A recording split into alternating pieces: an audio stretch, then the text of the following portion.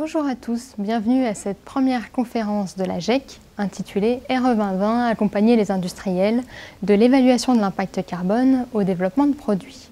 Je suis Audrey Lapouge, ingénieure à évaluation environnementale au CERIB et serai accompagnée aujourd'hui par David Lebagné.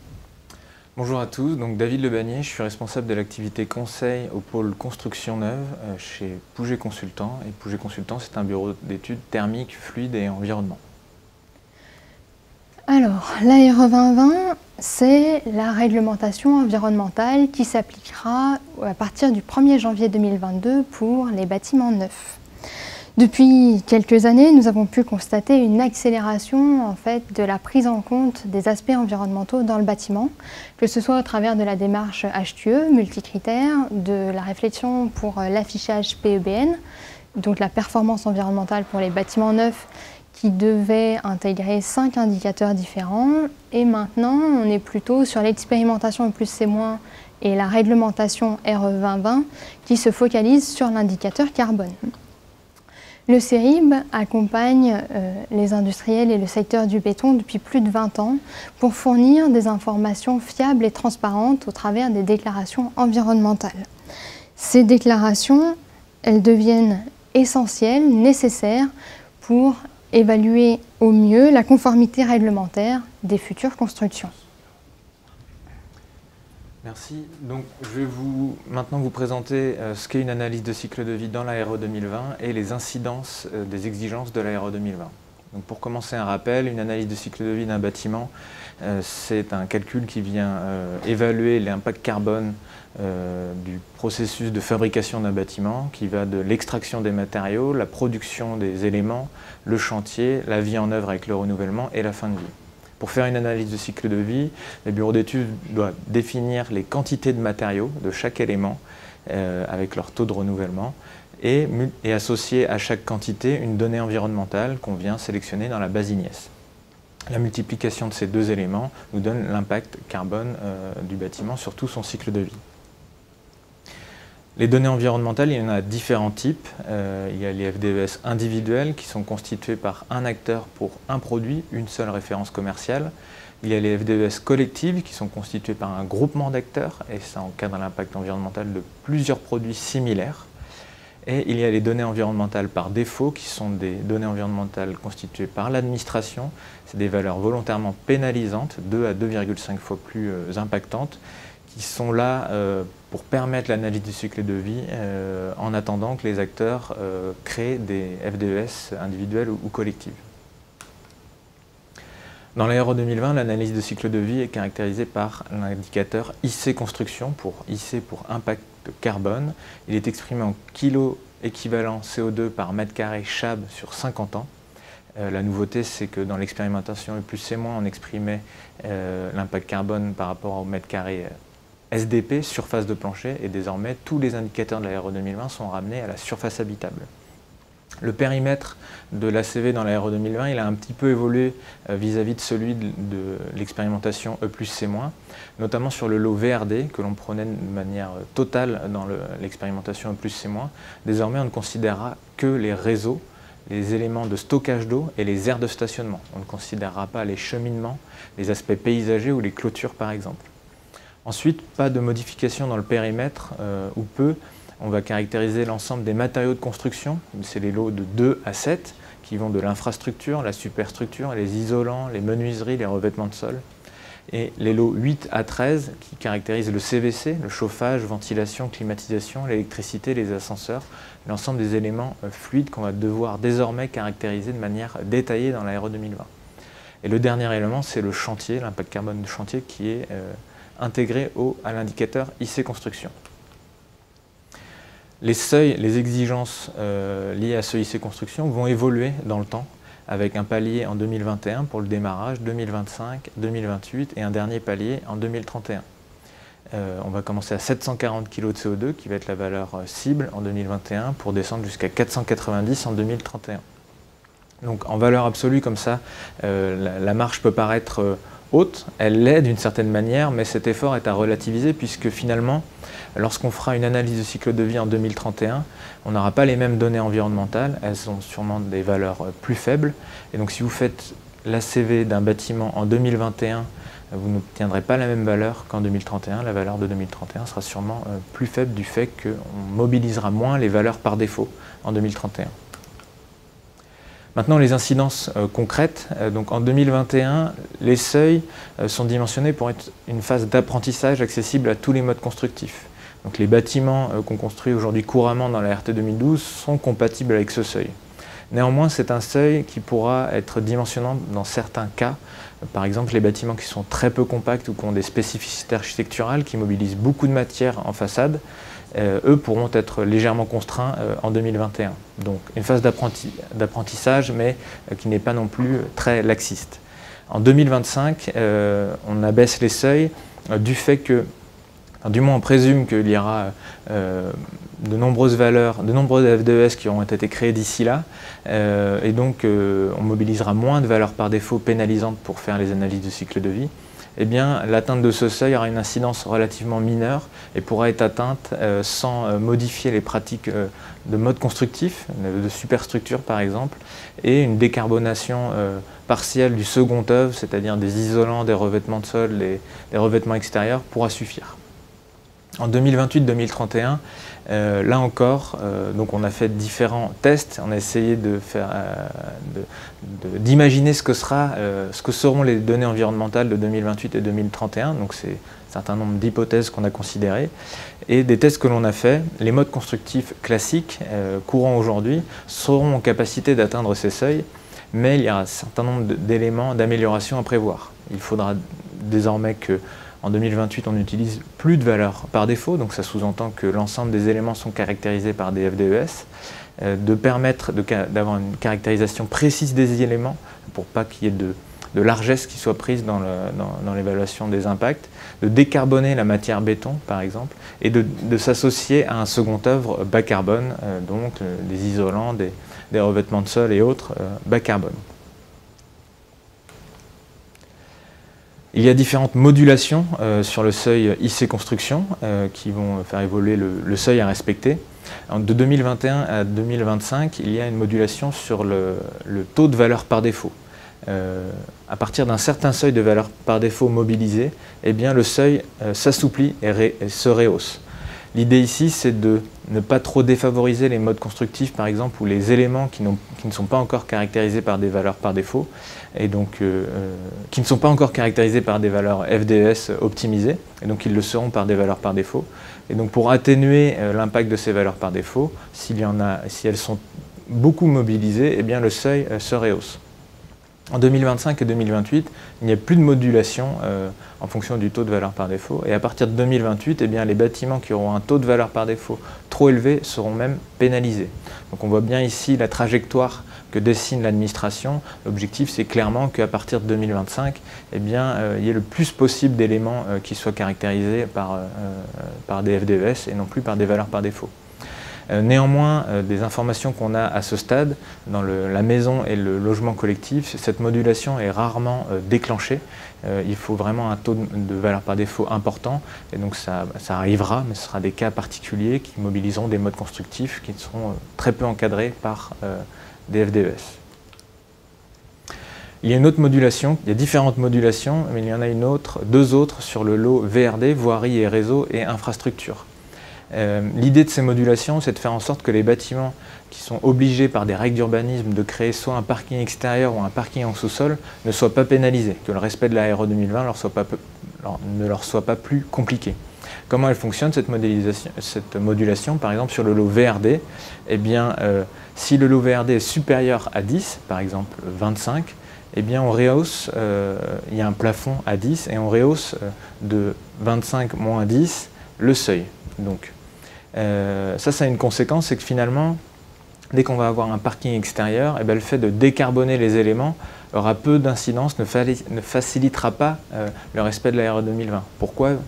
Si par exemple mon lot VRD descend de 25 à 20, eh bien finalement le seuil va descendre d'autant donc ne va pas faciliter l'accès au seuil. Néanmoins, la réglementation nous oblige à caractériser de manière exhaustive ces lots, et on peut imaginer qu'il y ait des labels qui vont vite arriver dans la RE 2020 qui viendront inciter à la décarbonation de ces lots. Et je repasse la parole à Audrey. Merci. Alors sur le sujet des évaluations environnementales, que ce soit bâtiment, système ou produit, le CERIB a une expérience de plus de 20 ans maintenant et nous avons participé à différentes études, que ce soit au CERIB, au sein de la filière béton ou de façon plus large, notamment avec l'ADEME, pour essayer un peu de positionner nos solutions. Alors il y a eu des études sur les réseaux, sur les bâtiments entre différents systèmes constructifs. On a fait des études au niveau des maisons individuelles, notamment via l'étude Compamode, ou sur des bâtiments plutôt industriels avec Batindus. Et plus récemment, le CERIB a accompagné les industriels et les bureaux d'études à la juste prise en compte de l'impact carbone des solutions béton via l'expérimentation E+C- qui préfigurait la réglementation RE 2020. Cette juste prise en compte de l'impact carbone des produits, elle passe notamment par la rédaction des fiches de déclaration environnementale, les FDES. Et nous sommes fiers de pouvoir dire aujourd'hui que 90% des solutions en béton sont couvertes au moins par une fiche collective. Et cette liste ne cesse de s'agrandir tous les jours. D'autres solutions un peu plus spécifiques possèdent, elles, des FDES individuels. Toutes les fiches sont disponibles sur la base IGNES pour pouvoir être accessibles directement dans les logiciels de modélisation bâtiment. Elles sont également disponibles sur le site du CERIB. Mais ça ne suffit pas. Certains produits fabriqués sur mesure voient leurs caractéristiques varier en fait d'un chantier à l'autre. Et c'est pourquoi nous avons développé le configurateur EIB qui vous permet de paramétrer en fait vos fiches collectives selon les spécificités de votre chantier. Actuellement, il y a 6 familles de produits qui sont couvertes. Nous prévoyons d'en intégrer 3 de plus en 2022 et le configurateur est vérifié, donc il est agréé pour une utilisation au sein de la RE 2020. Pour les bureaux d'études, ce genre de configurateur est indispensable. Aujourd'hui, je vais prendre un exemple, la FDES collective de la poutre en béton, elle caractérise une poutre de section 20 par 25 avec un taux d'acier de 170 kg au mètre cube.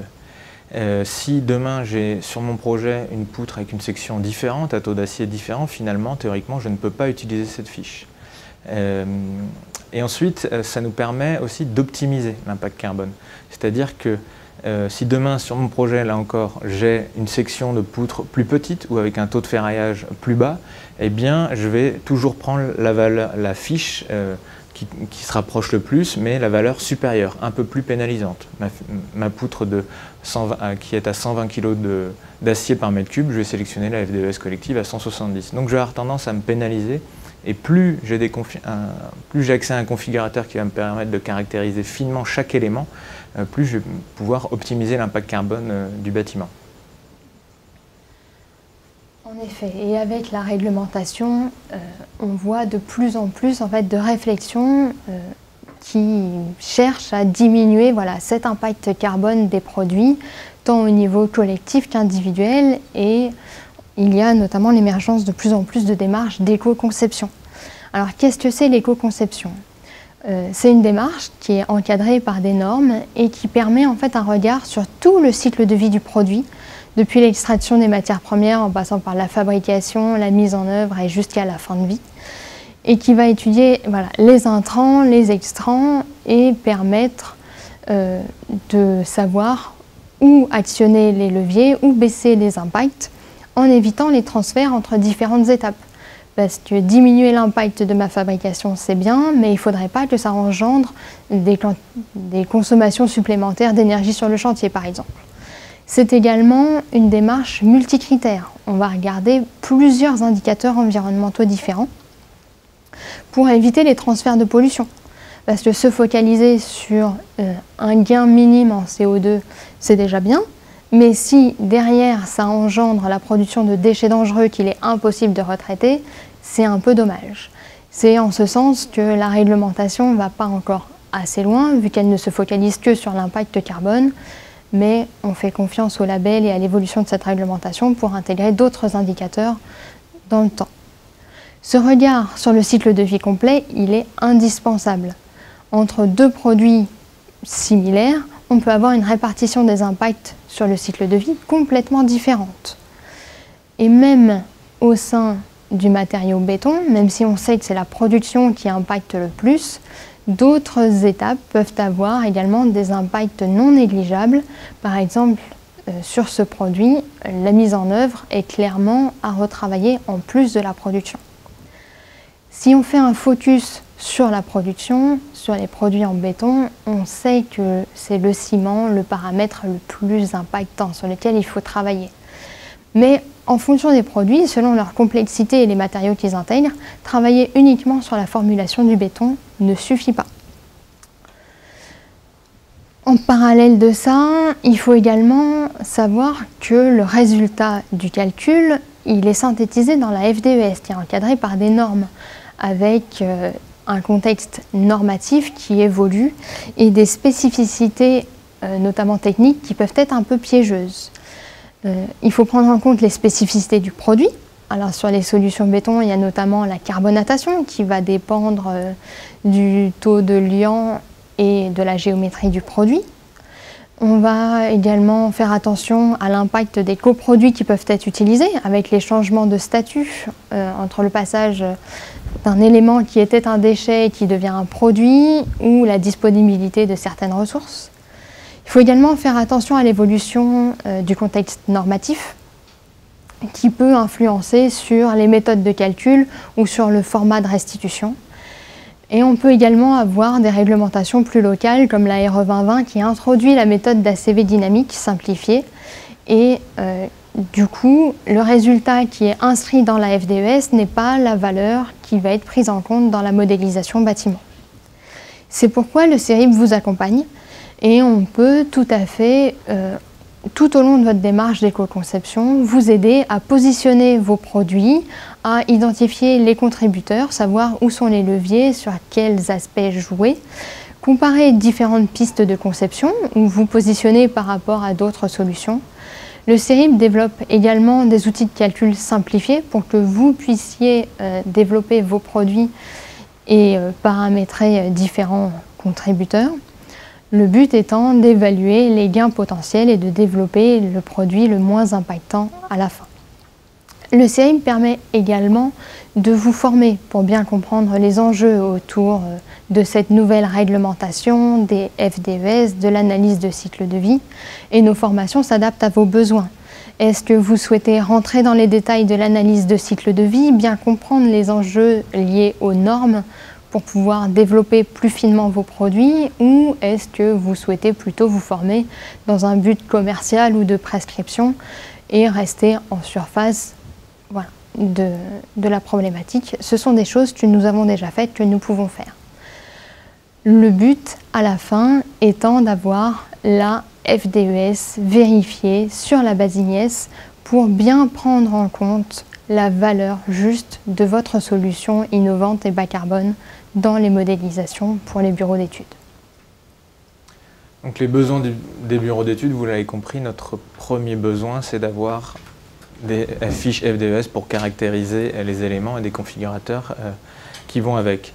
Ensuite, les bureaux d'études ont aussi besoin d'avoir des unités fonctionnelles clairement définies de manière à faciliter leur travail. À chaque fois qu'on vient mobiliser une FDES, eh bien on essaie de comprendre le périmètre, ce qui est caractérisé, ce qui ne l'est pas.